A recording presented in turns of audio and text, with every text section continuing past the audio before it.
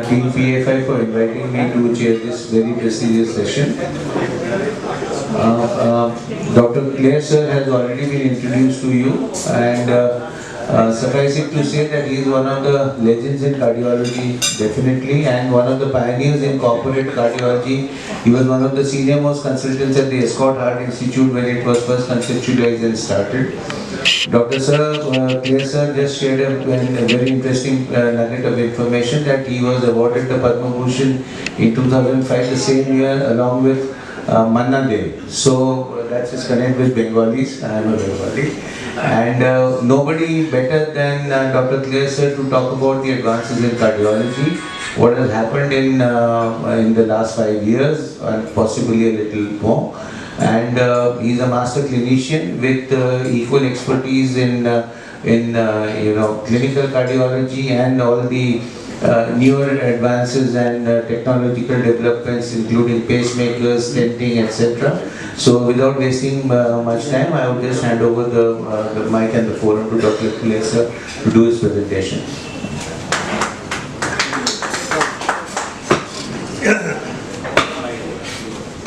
Mic है बेटा collar में नहीं ये है ना सर लगाओ इसको थोड़ा माइक की आवाज ठीक आती है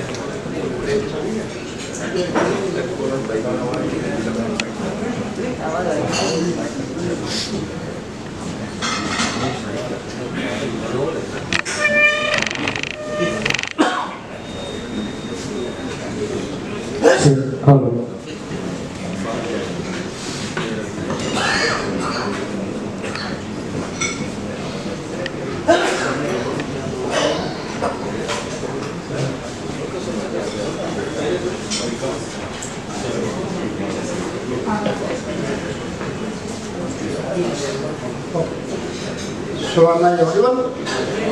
Right. First of all, thank you very much.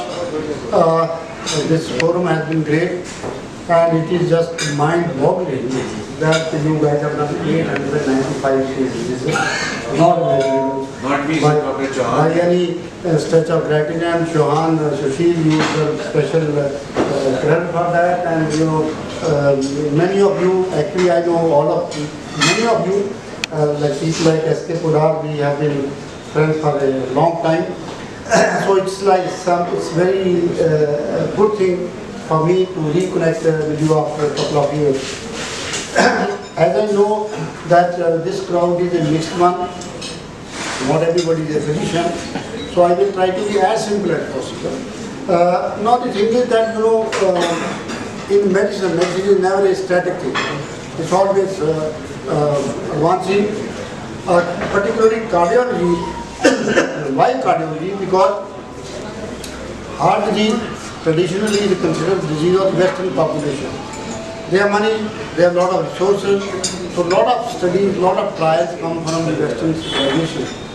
Although it's a very kind of surprising thing that though we always thought that heart disease, particularly coronary artery disease, is a disease of the Western civilization, but no, we were proven wrong that the CAD occurs almost 2.5 to 3 times more in India, this subcontinent, as compared to with Europe. There are very well conducted trials in Europe and in USA. We have compared local population versus the immigrants from India. The disease is much more in Indians. That's a pity because we had a problem of infection, malaria, tuberculosis. On the top of that, we had this so-called disease of the rich people. And then another thing which myth was that even in India, rich people get this disease. No, this is not correct. Rickshaw wale ko bhi hoti hai, they get also myocardial infarction. The poor guys they are not able to get to the hospital, and I don't know what happens to them. Some of them go to private to government hospital. They get treated, some of them they really don't get treated. So, few things which have happened in the cardiology in last couple of years, I want to just share with that. Only those things. One of the fields is cardiac electrophysiology, where I am deeply interested. So we know you must have heard a lot of lectures on RF ablation of simple arrhythmias like narrow complex tachycardia, supraventricular tachycardia. But now we can deal with complex arrhythmias. Complex arrhythmias means, for example, atrial fibrillation, ventricular tachycardia and a damaged heart. Ventricular tachycardia in a normal heart is still easy, but ventricular tachycardia in a damaged heart. Somebody has myocardial infarction, he has a VT, he has a ICD, and he is getting repeated shocks. So those are the patients which need more complex mapping of the arrhythmia. And what has happened in those situations, like for example, I will be, look at this for example. Now this picture shows you the real-time wavefront of electricity in the right atrium. This was a patient who had atrial tachycardia. This is a scar here. So we can see this is called a ripple map. And right in the lab, you know the right atrium, you know how the wavefront is moving. And then it becomes easy for us to relate these patients. And this is a coherent map. Now if you see these small bullets, the speed of the bullets will change from place to place, and we call it, we call it an arrhythmian isthmus. Isthmus means the place where there is slowest conduction, and that is the place we want to ablate if we want to terminate the tachycardia. Now look at this picture, for example. Here it gets very slow. This is the scar area. Pink means normal myocardium, and we know that we have to ablate at this place. So this is a three-dimensional mapping of arrhythmias which makes it simple to ablate these complex arrhythmias. So this is another patient, we did, this was a rheumatic heart disease, we did repeated episodes of atrial fibrillation. The patient was very troubled, so we did RF ablation and we have to do pulmonary vein isolation, then multiple other lines like anterior mitral line plus tricuspid isthmus ablation in these patients. Now if you see this patient, again, this is scar area. This patient had atrial septal defect closure.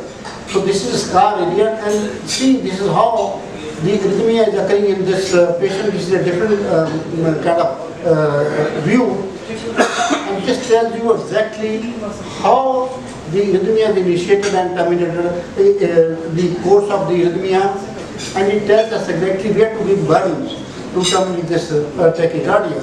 So because now there is another like a VT ablation. VT ablation means there are patients who had like today morning we did a ablation, a patient who came from Bangladesh. He had a myocardial infarction, his ejection fraction was 20%, and he had a ICD already, and he was getting shock every 2 months, every 3 months. So multiple shocks.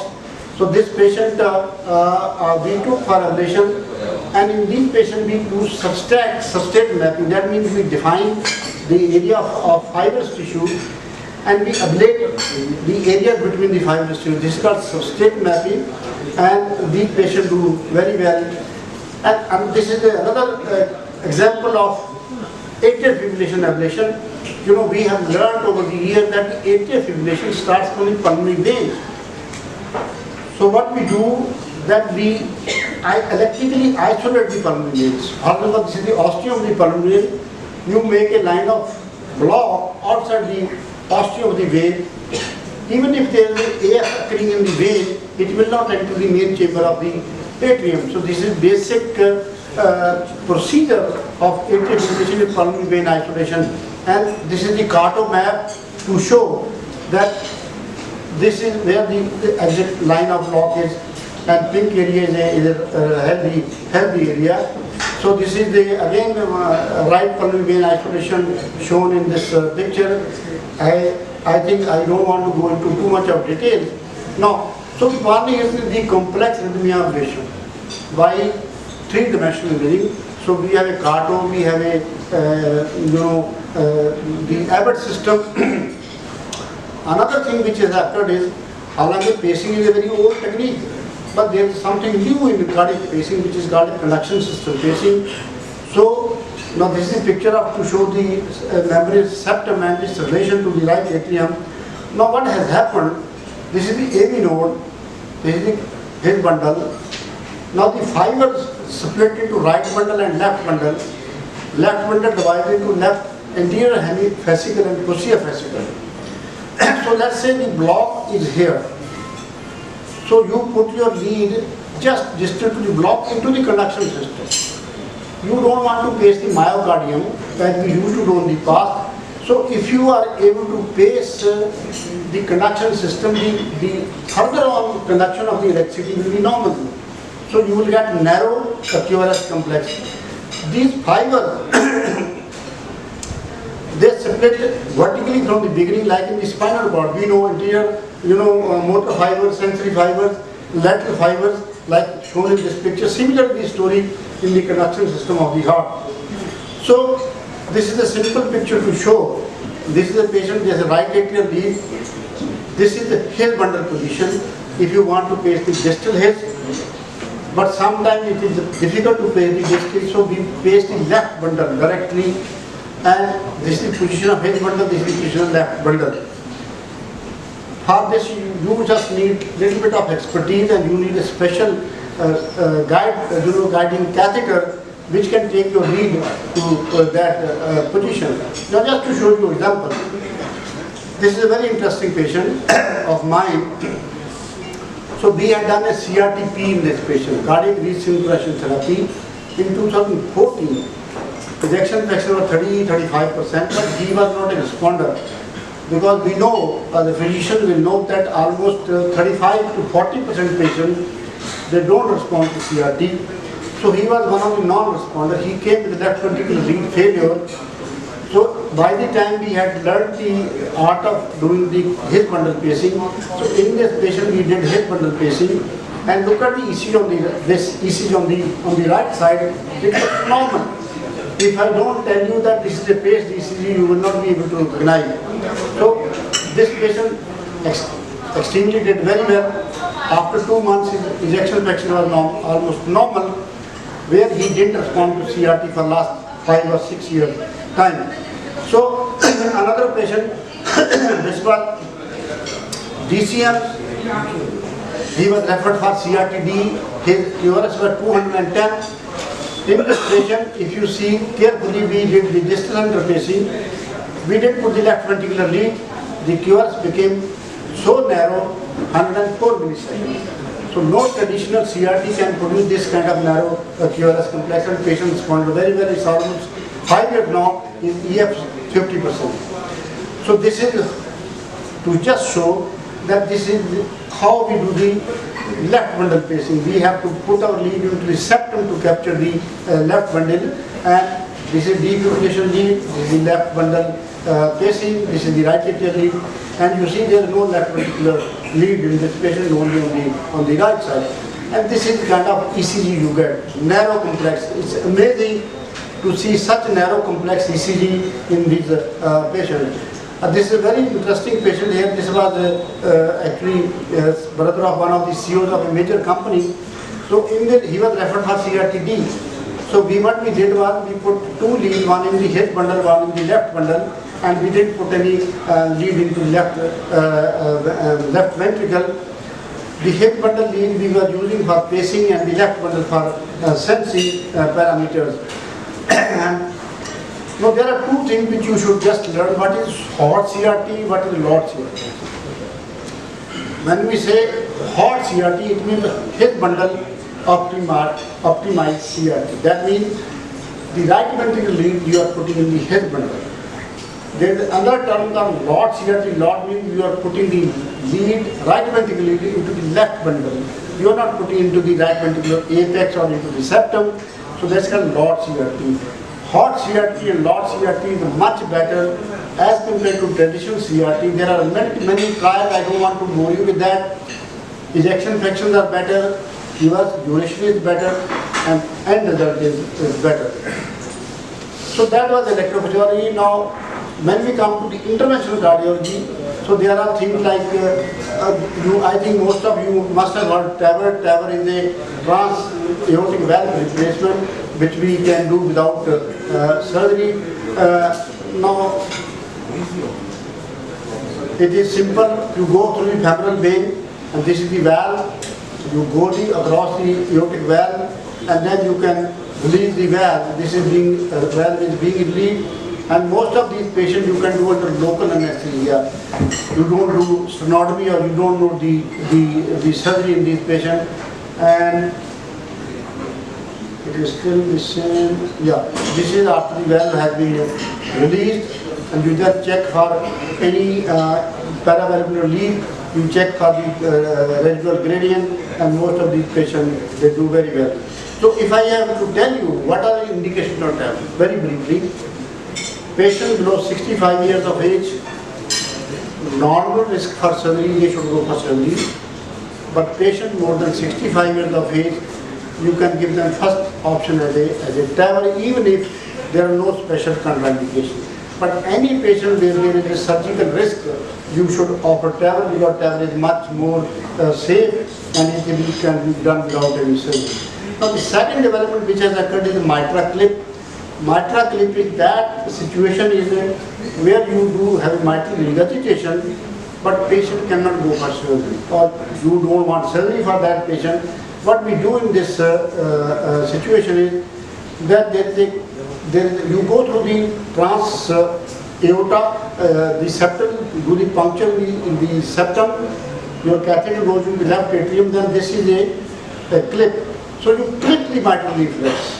So instead of these one hole, you produce two holes. You make it by hole, and the mitral regurgitation decreases if you select your patients appropriately. This is the system. This is usually done in the general anesthesia, though this is not a surgery, but because this needs a lot of precision, this is done under GA, because we have to have trans-esophageal groove to understand and to catch the leaflets in the appropriate plane. But rheumatic heart disease is usually contraindication, or post-infective endocarditis mitral regurgitation is in contraindication. So if the leaflets are healthy, then only you can use mitral cleft. If the leaf health are degenerated or disease or there is infection on those, then you cannot do mitral cleft. This is a good technology, very expensive for India. It costs around 30 lakhs. But India is a very funny country. There are people who can't hold aspirin. There are people who can hold moon. So you have to know that this is available. If a patient has money, if a right attitude, this can be done right in India. So now this is another thing which is recently developed. It's a trick valve. Now, tricuspid valve is a difficult valve to handle. Usually many patients you must have seen who have gone for valve surgery, mitral valve replaced, but they have a TR. Severe TR, we used to just go on giving medicine, Lasix, Lasilecton, Plana, Dimka, and they will always complain of this right, upper quadrant pain, and JVP is up because they have a right heart failure. Left heart is okay because mitral valve is in place. So we didn't have the right kind of option for these patients. Now here in this patient you can put two valves percutaneously, one in the superior vena cava, one in the inferior cava. So all the congestive features of the tricuspid regurgitation will be taken care of. Of course the TR will remain, but what you are bothered is ultimately control of symptoms.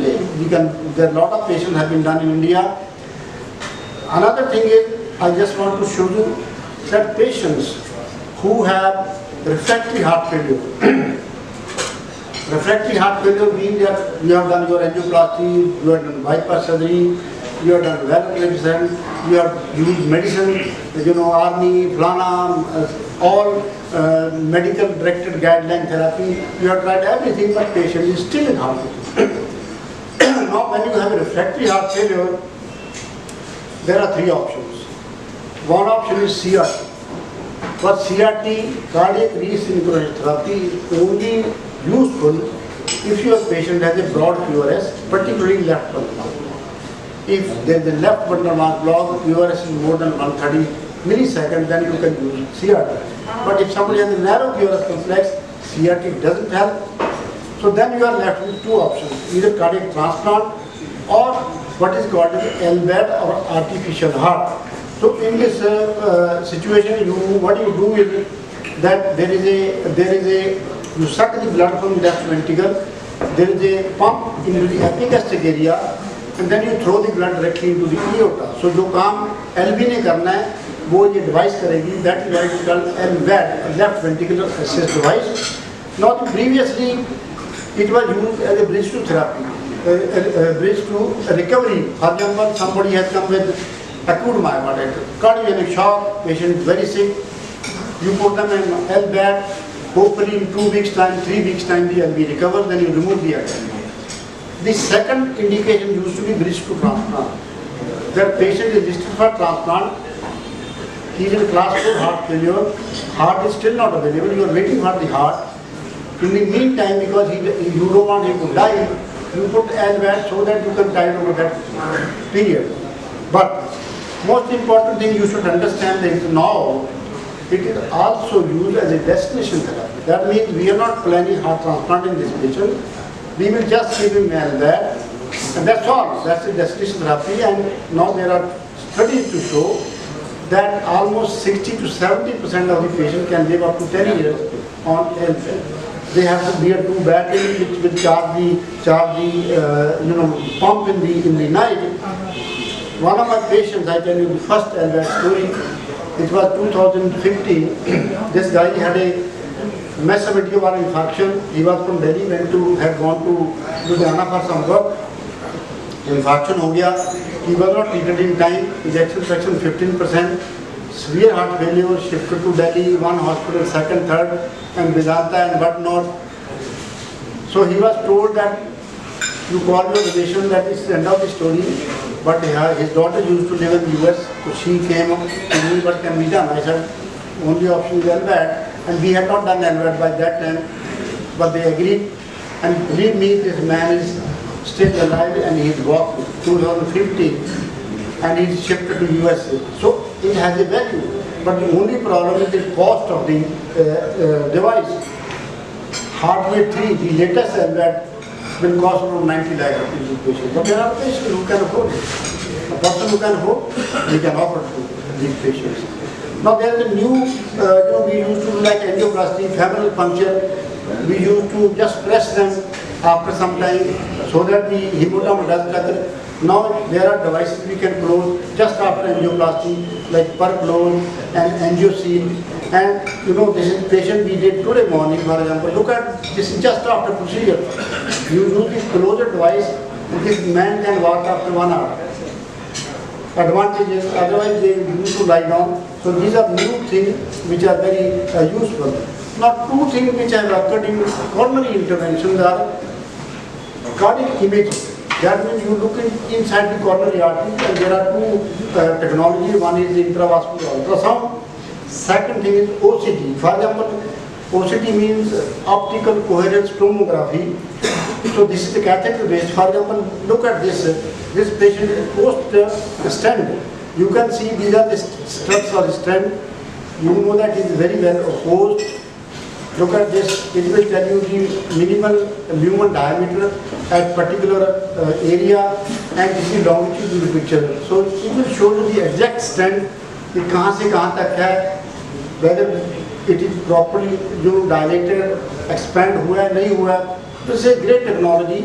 And similarly the intravascular, it will tell you how much is the calcification, how much should be the length of the stent, and then even after the procedure you can recheck that proximally there is no dissection, there is no dissection distally, the stent is expanded in the right way, because one of the reasons for restenosis is if you put your stent but it's not well expanded. And when you do the procedure under just X-ray guidance, almost like 25 to 30% of those stents are not properly opposed and become with restenosis or with cardiovascular events. So this is one of the picture. This is how you see live. This is all calcium. When you see a lot of calcium, that means you need to do some kind of deworking in these patients by rotablation or things of that nature. Now, calcified arteries are a big problem in cardiology. Almost around 20% of the patients, they have very heavily calcified arteries, and simple balloon angioplasty stenting will not help them. Then we have some technologies. One of them is rotablation, nothing new. This is to drill the artery and you can put a stent. Now there is a new thing which you should know, which is called orbital atherectomy. Now, if it works, yeah. This is a over-the-wire system. this is the atherectomy. There are diamond, small particles on this. This rotates like that, and it will debulk, it will remove the calcium from the calcified area. But the good thing is that oral atherectomy, there is only one catheter, 1.25. So it can make the artery up to, you can go up to 1.85 millimeter diameter it can give you. But in rotablation we have to upgrade the work. For example, 1.25, 1.5, 1.75. But so if you use 3 words in a patient, it is much more expensive. But here only 1 word will do the. It's a new thing which has come to India only the last 6 months or so. So IVL, I think most of the people must be knowing. It's called intravascular lithotripsy. This is a technology which is based on balloon. It's a IVL balloon. You go to the lesion and put the IVL on. It will send ultrasound waves 360 degrees. It will break the calcium.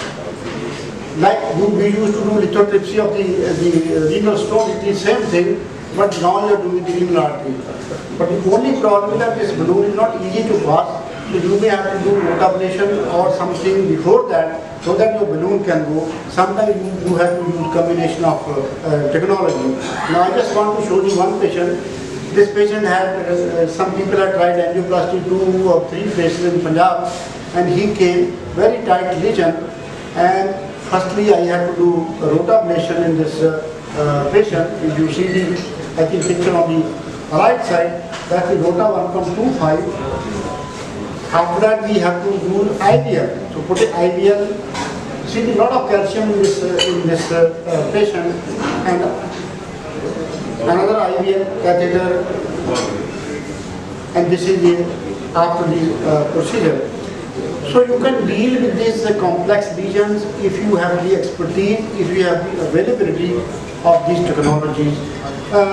So I think with this kind of remarks, I will like to rather stop, because it will be better for me to answer questions rather than giving a one-sided story. So the thing, let me repeat again, lot of new things have come in the RF ablation. We do RF ablation of atrial fibrillation on a routine basis now, and we have very good results. Ischemic difficult ventricular tachycardia, again good technologies have come. In international cardiology, you have non-surgical treatment of the valves, aortic valve, mitral valve, tricuspid valve, and then you have methodologies to treat difficult calcified coronary artery, which we will never used to do before. We used to send all these patients for surgery, but now you can do practically every difficult case with the present day technology. Very good. Thank you. So, thank you so very much for a very wonderful presentation. I think we can have the lights on, and I will be happy to answer these questions. So, please take a seat. So, dear friends, I believe you have gone through absolutely a wonderful lecture presentation on the latest developments in cardiology, and there was especially things like orbital atherectomy, which has just come into the question. I just had a very small query. How often do you use the FFR now for angioplasty?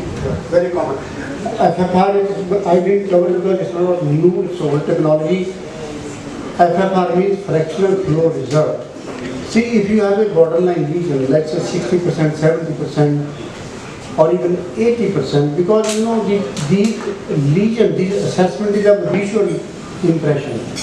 For example, we are 2 cardiologists. I may say it is 60%, he may say 80%, because it's a visual your assessment. So wherever there is a doubt that I should put a stent or I should treat it medically, you should do FFR.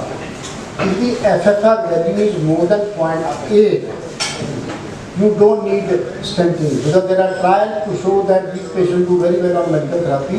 But if the FFR is below 0.8, you need to put stenting. So why I want to tell you this thing is many times you will see your patient going to some doctor, they will just put a stent, whether it is scientifically documented or not. That's what you need to know. See, when you have a borderline lesion, there are 2 or 3 ways to decide whether to go ahead with the intervention or not. One is that you can do some kind of exercise test, like a thallium is one of the most reliable tests. But FFR helps you on the table. Patient lying on the table, you see a lesion, you are in your mind, कि करूँ या नहीं करूँ, and if you are honest and if you are a scientific person, then you should do FFR. So if a person maybe if he is treatment positive and on the table they will be FFR negative. So I will not do that. No. See, the TMT, for example, is false positive in 25% of the patients. The TMT is not a gold standard. FFR is much more useful. Now there is another useful of FFR. I tell you how. Let's say do angiography. You have multiple lesions. There is a lesion in the RCA, there is a LED, circumflex. So in a multi-vessel disease, you also start thinking कि bypass कराएं या इसकी angioplasty. Now if there are lesions which are 2 or 3, if you do FFR, let's say there is a lesion in the RCA, FFR is negative. Lesion in the circumflex, FFR is negative. Then you know practically it's a single vessel disease, stent the LED and come out. But if your FFR is positive in all the 3 lesions, then you should give the option of bypass. So it's very useful. Sir, I wanted to ask a question which is probably sensitive, and I hope you will take No, I will take any sensitive question. I love it. in the right context. Sir, FFR has come about 13-14 years ago, and you were doing angioplasties before also. Were you doing a bad job at that time? No doubt about it. You are doing a bad job. No, let me tell you very clearly that, you know, the thing is, who is a good doctor? A good doctor is that who has the knowledge, who has the expertise in the lab, in the latest, and who is an ethical doctor. So if you want to do ethical medicine, you have to go scientifically. Previously, this technology was not available. We must have done angioplasty where it was not needed. We have done surgeries for many patients where it was not needed. Now it's an open secret to everybody.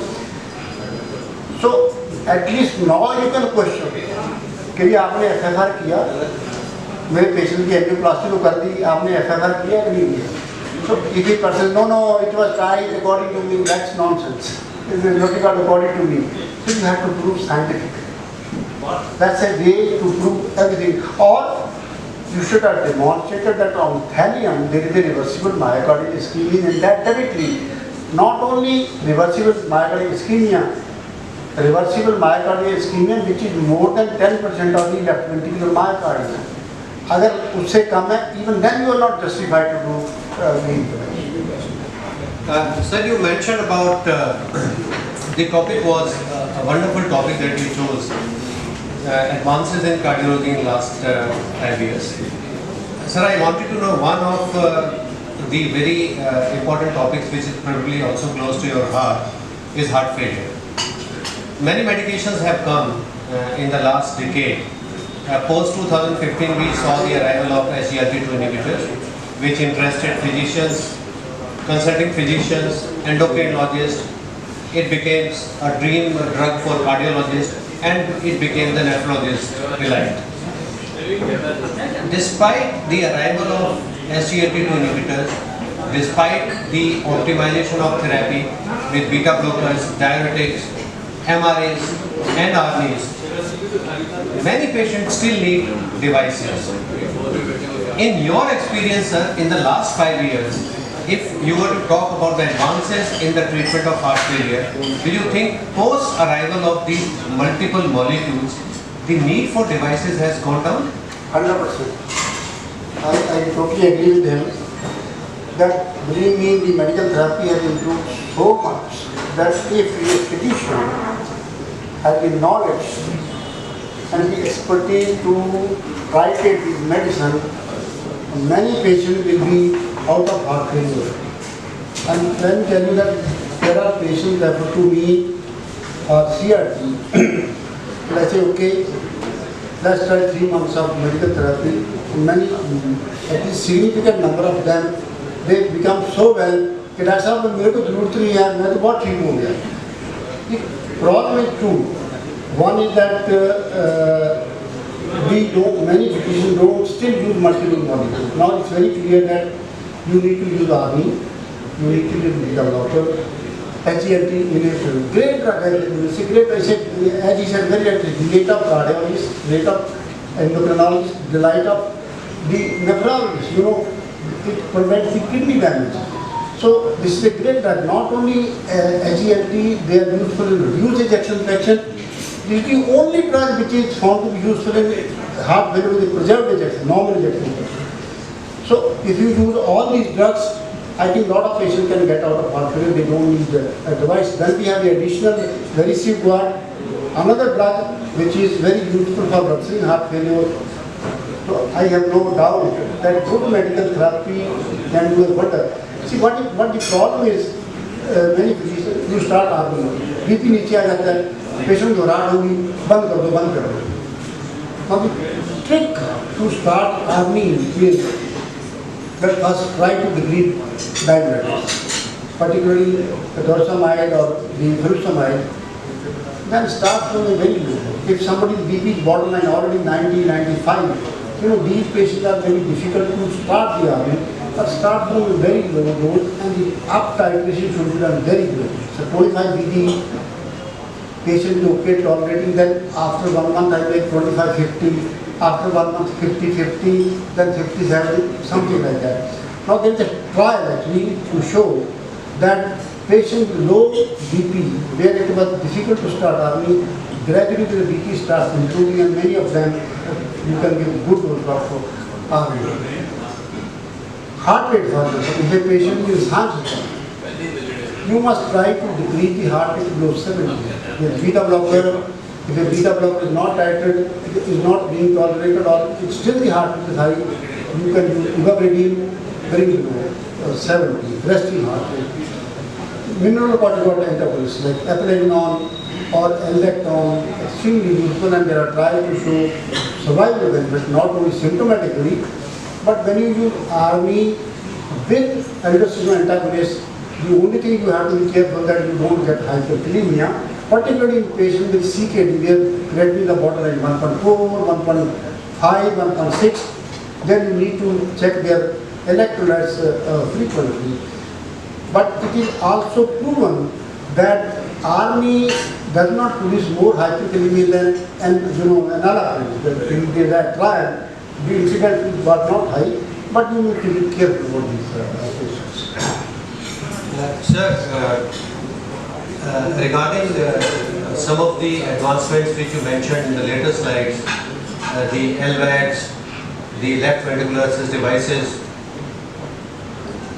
sir, one concern that remains is the cost of the therapy and the maintenance therapy. Could you just enlighten our friends regarding the cost of LVADs? So the cost of the LVAD is, we have now the latest is HeartMate 3. HeartMate 3 is an advancement over HeartMate 2 because one of the problems with these LVADs are the thrombus formation in the system. And then thrombus formation, thromboembolic phenomena. Now HeartMate 3, the thrombus phenomena are much less. If you have to use HeartMate 2, for example, then we can do LVAD in almost 50-60 lakhs. But if you have to do the latest, then it's around 90 lakhs. But the maintenance of LVAD is not much.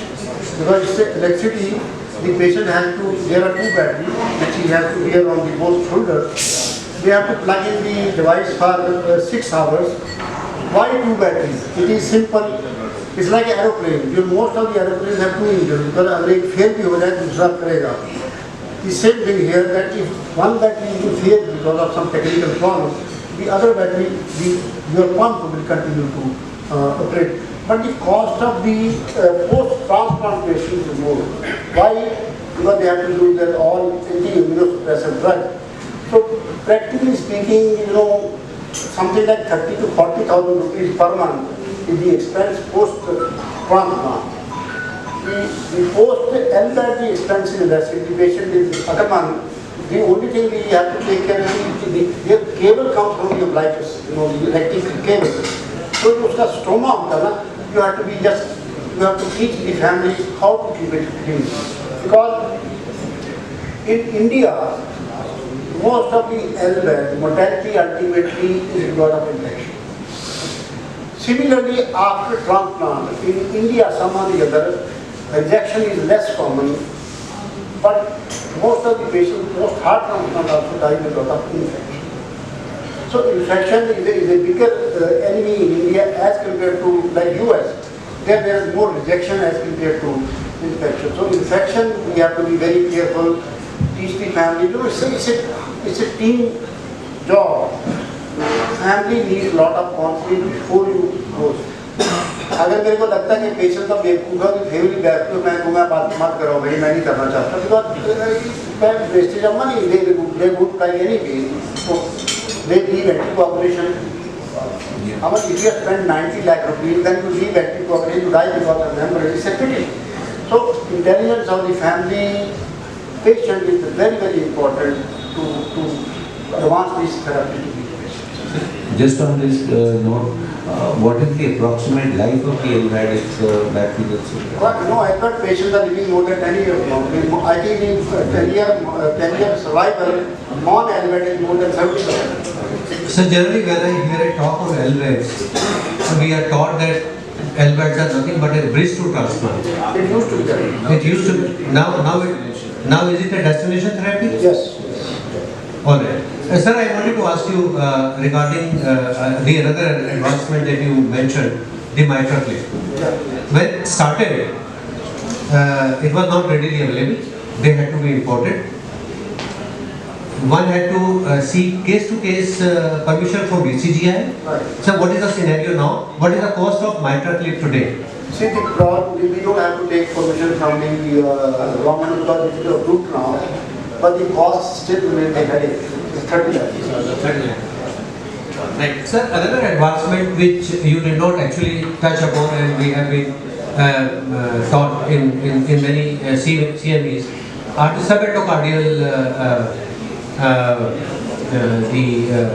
pacemakers and the subendocardial devices which are being used.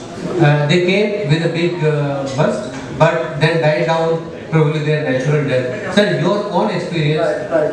So he is talking about, Sushil is talking about what is called CCM. CCM is cardiac contractility modulation. Now patients who don't have broad complex, they are not suitable for CRT. This is complex and narrow. So this is a special kind of pacemaker where we put three leads. One is right atrium, two leads are put into the septum. Now the pacing is done at a high threshold, 7.5 volt, pulse width of 1. The electric current is given at the height of heartbeat. So that means you don't want to pace the heart, but you want to give an electric current into the refractory period of the ventricle. The philosophy is that the calcium influx into the myocardium increases and contractility of the heart improves. But let me tell you that I had interrogated this CCM when I was in PSRI in 2018, and I had some patients where they were heart failure, narrow areas, complex, transplant is not possible. So I wanted to bring this technology to India, but after studying a lot of their reviews, I rejected it. I don't believe in it.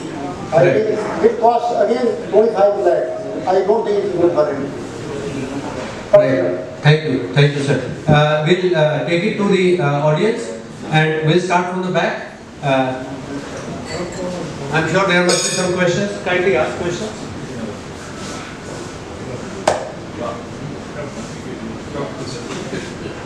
Nobody has questions in the back? Right. But anyway, you can ask. उन्होंने बंदे रखे ने सवाल पूछना। जी जी, I know. We would request Dr. Tulsi sir to start asking questions. And I am the last one to restrict him, but I would, with great humility, I would request him to keep his questions to 3. Just 3? Modi 3.0. So, friends, what a wonderful talk by one of the pioneers we have, internationally reputed cardiologist, Dr. T S Kler. So, Dr. Kler, Talk us about, the interventional cardiology which has made quantum leaps with, the advent of transcatheter valve therapy. TAVR in aortic stenosis started all that, and now we have mitral valve repair or replacement. They are groundbreaking options. Of late, the tricuspid regurgitation, also once a neglected field, today you see is being treated with repair or replacement. They have been historically very difficult to treat medically or surgically, but today we have irrefutable proof that with the evidence that tricuspid regurgitation as well can be treated. Talk us through these, sir. What was the last thing? Tricuspid regurgitation, apart from aortic stenosis, replacement, and mitral regurgitations, and we know the commonest form of valvular disease today is in elderly, especially aortic stenosis. And why does aortic stenosis in the elderly happen? Is it because of calcifications? Is it because of high levels of lipoprotein little a? Tell us, sir. Very good question. See, the thing is that the aortic stenosis had two kind of age groups. One is the younger age group, which is usually congenital. Either bicuspid aortic valve, because we know that bicuspid aortic valve is more prone to stenosis as well as regurgitation. Those would be congenital. Right. That will be We're talking about elderly. right. The elderly aortic stenosis is a degenerative disease of the aortic valve. And I don't know one thing, that there are few things which I always go on thinking. For example, that most of the people at 40, we have to wear glasses. नज़दीक से नज़र नहीं आता. So I have never understood कि बैगनू ने 40 साल तक कथा बनाई है, उसके बाद साढ़ा सब मैंने बनानी पड़ी है. I don't know why. अगर similarly साढ़ी prostate फिर बनानी है 50 साल के बाद, उसका ऑपरेशन कराना पड़ता है. ठीक है. Now the thing is that ਅਸੀਂ 50 ਪਹਿਲਾਂ like we had a longevity of life when India got freedom. In 47, the longevity of life was only 41 years. Now in India, the longevity is 71.5 years. But in most of the European countries, the longevity is 85 years plus. Like Monaco, it's 87.5. So I think our many organs in nature had not made for living so long. So aortic valve also degenerates. Aortic valve, the incidence of aortic valve degeneration starts from 60, 65, 75, 80. So as the age increases, is more and more. Similarly, the problem of atrial fibrillation. For example, below 60 years, the incidence of atrial fibrillation is around 2% or 1.5% in the public. But by the time you reach 80 years, it is 8 to 9%. And I really don't know कि nature का ये क्या खेल है, but this is degeneration. But the thing is that the science is competing with nature, every year. That we are trying to make people live long and long and long and long. I don't know, philosophically I am very different. I believe in one thing, that a patient, I want to treat him very effectively if I think I can give him good quality of life. But I don't want to treat a patient where after treatment also, बिस्तर पर पड़ा है, पेशाब करने के लिए उसको assistant की जरूरत है. I tell the family, भैया इसको मरने दो, बहुत हो. So it's a very different situation. But yes, for example, previously 80-year man, there was no possibility of aortic valve replacement now. Alan Crevier actually, a very great scientist from France. So this was a lady of 83 years old, normal ejection fraction, severe aortic stenosis, and she used to get admitted every 15 days, 20 days with heart failure. This guy started thinking, मैं क्या करूँ?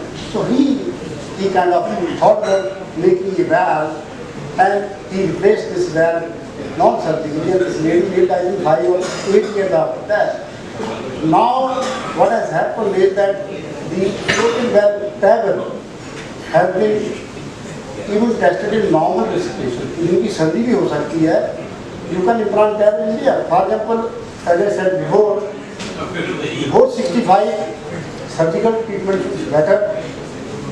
After 65, travel can be offered to anybody. The only thing is that travel is more costly as compared to surgery. Let me proceed with my second question. That was the first question. He said 3 months. So my second question to you, Dr. Kler, would be regarding, the primordial prevention which was talked of, which is the future of cardiology today. See, the Professor Renaud, emeritus professor at Harvard Medical School, and he talked about, primordial prevention, and he said that we need to prevent heart attacks by testing genetic markings. See, he foresees that this probably would start, even in as soon as you are born, infants. So genetic marking, genetic profiling to prevent cardiac diseases, probably he foresees this. This is not by me, by the emeritus professor, So emeritus professor at Harvard Medical School. Talk us about the primordial prevention in preventing heart diseases. Very good question. First of all, I want to clarify some people here. What is primordial? मेरे को ठंड लग रही है, मैं जहाँ खड़ा होता हूँ। जैसे काम करेगा।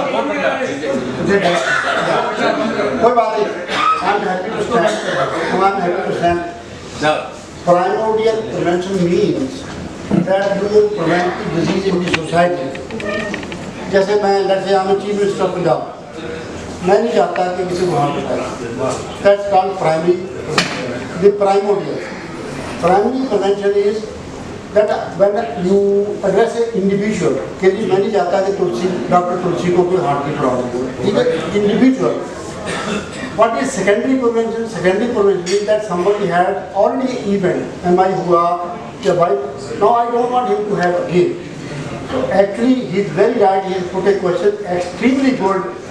That the basic thing should be primordial prevention. I totally agree. And now, let me tell you, Dr. Tulsi, one thing more, that there is a WHO data. That if you adopt the knowledge which we have today of healthy lifestyle, treating hypertension properly, treating diabetes, no smoking, alcohol in moderation, some regular exercise, you know what? 75% of the premature deaths can be 75% can be prevented. In fact, if I am the health minister of this country, I will never be, but I will put all my money in primordial prevention. I will not. I don't want to do angioplasty. I will put that. I have told many times in meeting, even in press people, कि भैया India में कम से कम 20 ना बाबा के channel हैं। कोई ये बाबा आ गया, कोई ये बाबा आ गया, कोई फलाना बाबा कहता है मैं ऐसे कर दूंगा, मैं ऐसे कर दूंगा कि ये अपना वो कौन सा क्या नाम है ये योगा वाला की नाम है बाबा रामदेव। आजकल हम उनका बाड़ा बोल रहे हैं। Very good. Many there are so many babas. इतने चैनल हैं, लेकिन इस कंट्री में एक भी हेल्थ स्टेबल नहीं। अगर गवर्नमेंट ऑफ इंडिया मेरी बात मानो, there should be national health channel 24/7। बड़े स्पेशलिस्ट हैं, उनको बुलाओ, भाई आपको गोडा चेंज ना कराना पड़े, रिप्लेस ना कराना पड़े, रिप्लेस तो कोई भी कर देगा। The beauty of medicine should be कि गोडे को चेंज करने की जरूरत ना पड़े, वो हमारी स्ट्रेस नहीं है। उसमें government also not kind of moving in the right direction, neither our society like cardiac society of India, जिसका मैं पार्ट हूँ, we have not done nothing by this, no significant thing we have done, we have with official politics, but no My last two questions, Dr. Kler, would be regarding angiotensinogen.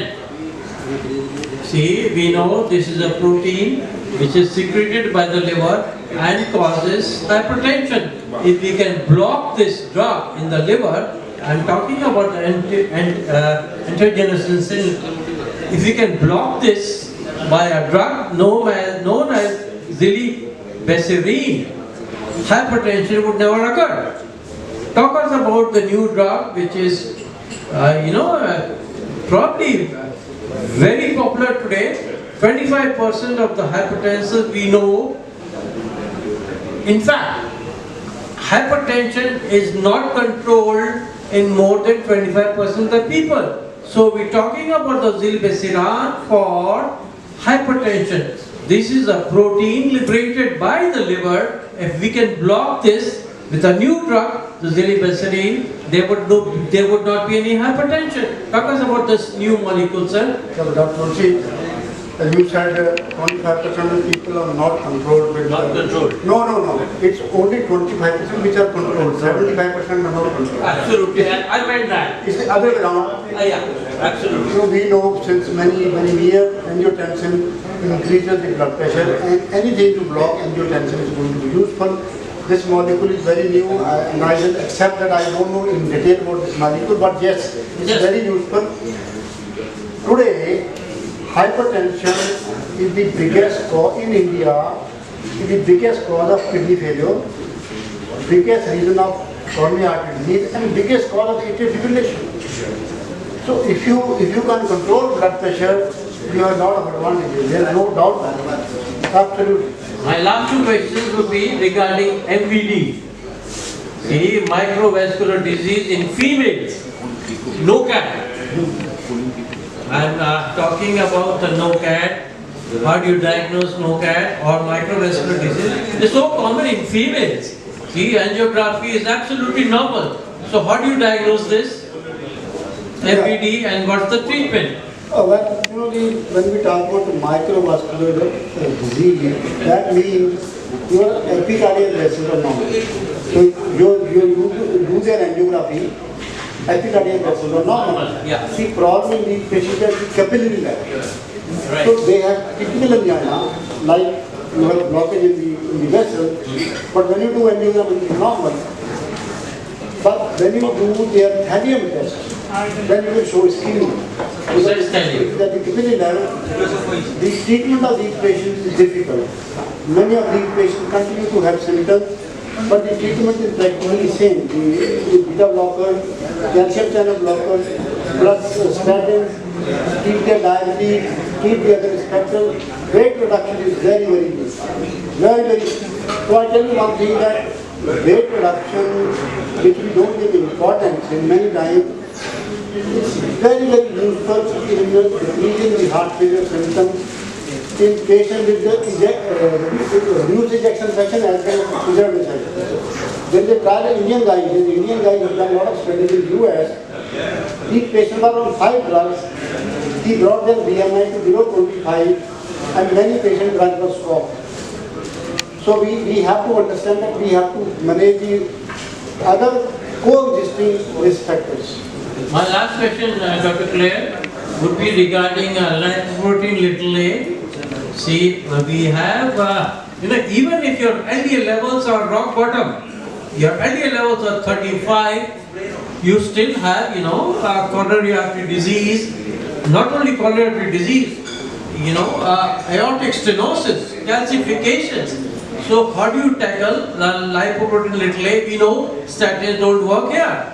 So is it the pH? Yes. So if you do OCT, it will tell you that this is all thrombus.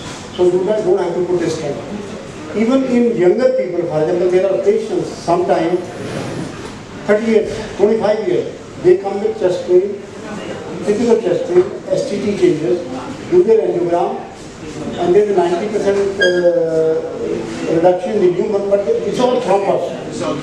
So in these patients, if you do OCT, it can tell you that it's all thrombus, don't put this study. If you treat them with,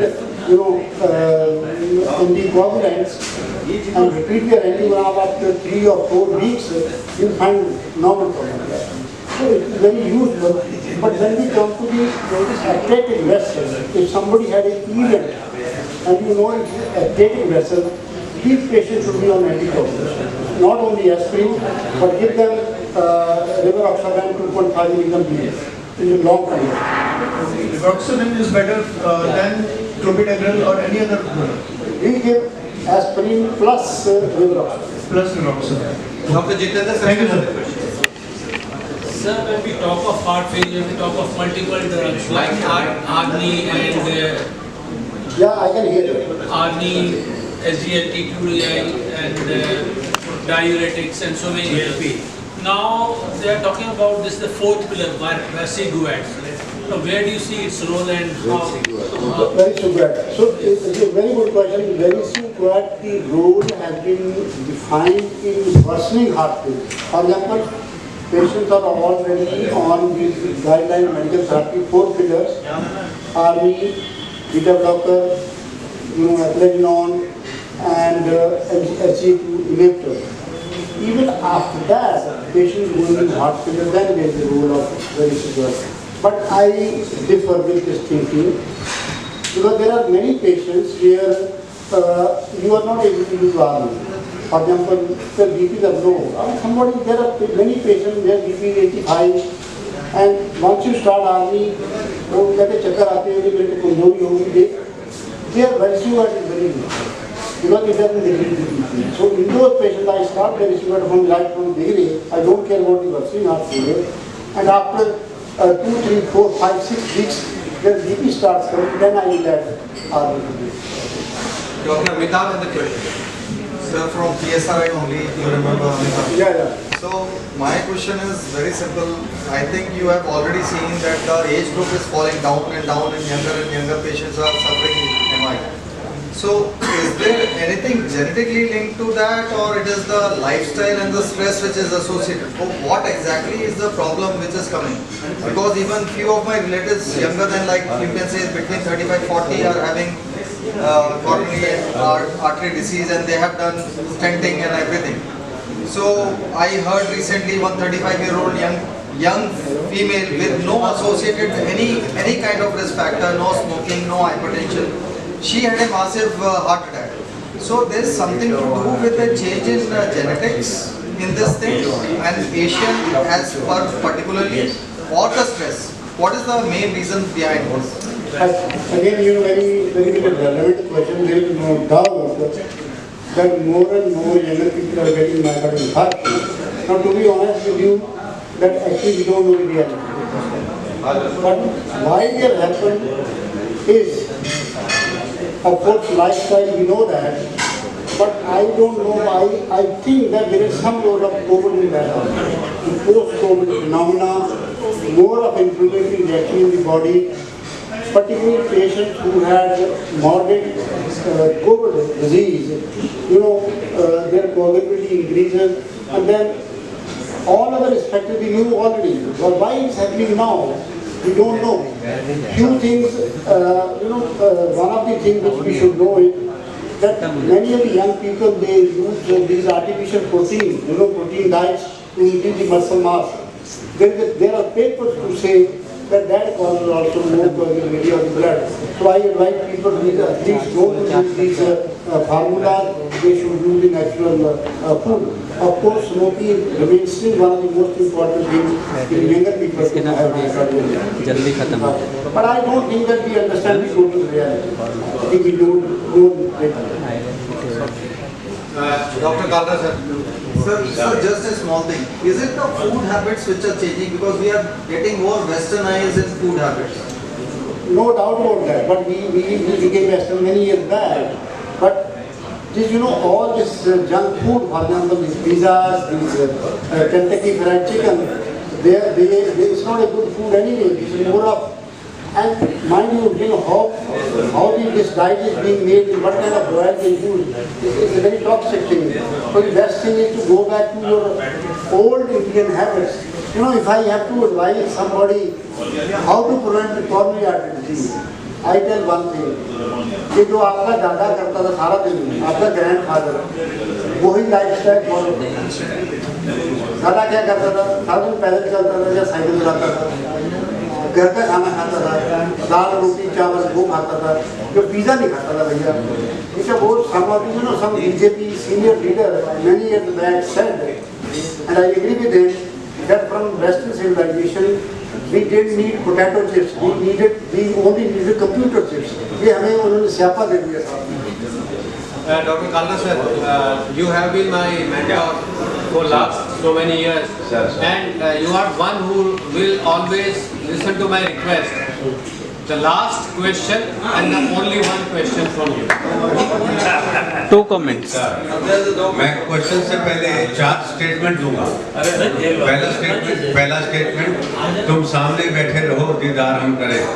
sir, मैं आपको इतने दिनों के बाद मिला हूँ और पिछली बारी भी हम जब मिले थे इसी में ऊपर मिले थे, बहुत मजा आया। इनकी बात पे एक बात याद आ गई, इन्होंने वो जो एंजियोटेंसिनोजन की बात करी थी। There was a talk about vaccination for hypertension. It was based on that, the protein produced by liver and angiotensin.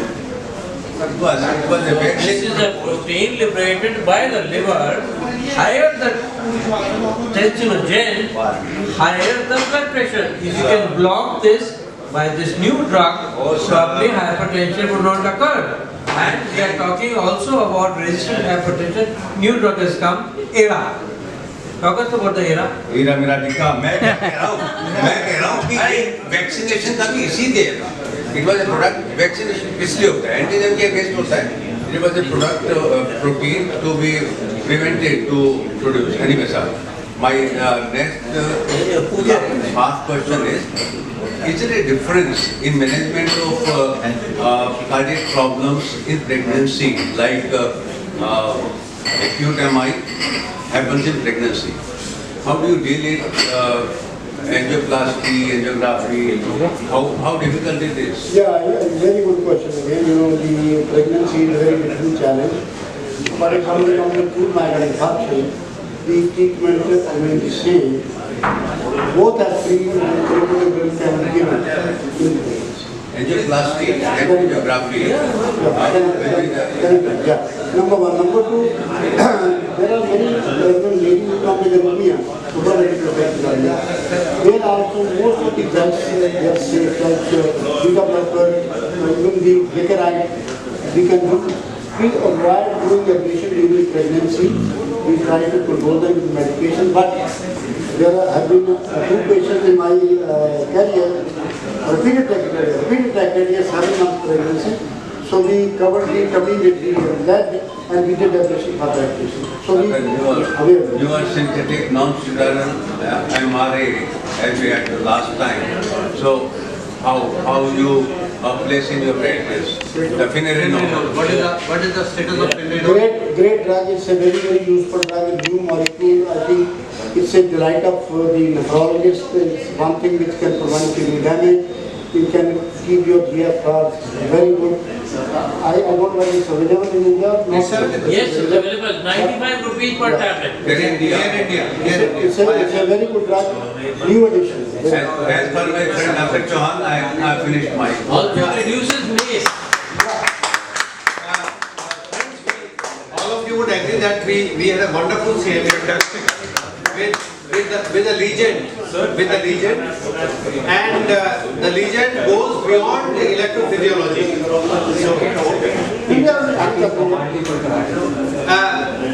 Dr. T S Kler sir, we would request you to give us a CME somewhere in November and touch upon your 13th commandment, sir. Dr. Moderator has requested. Sir, just give us a second, sir. Just give us a second. I would request Dr. S Sengupta just to give a very brief summary of this in next 1 minute. What is our carry-on message from sir's talk? So thank you very much, sir, for a very wonderful overview of the latest developments in cardiology. So the patient obviously is the center of all the intervention that we do, and we have to be empathetic in vis-a-vis the technology that we can offer to the patient depending upon the clinical situation. I think that's the carry-on that we need to do. Keep everything in mind, not only the practicality but also the economics as well as the quality of life that we can give to the patient. So thank you very much, sir. You had a wonderful talk. Before all of us go, I would request Dr. T S Kler sir to give us a group photograph. I said, please, everyone. With Vikas, LMP sir. with Nitesh, Ajo. with Dr. L M Parashar. Without asking my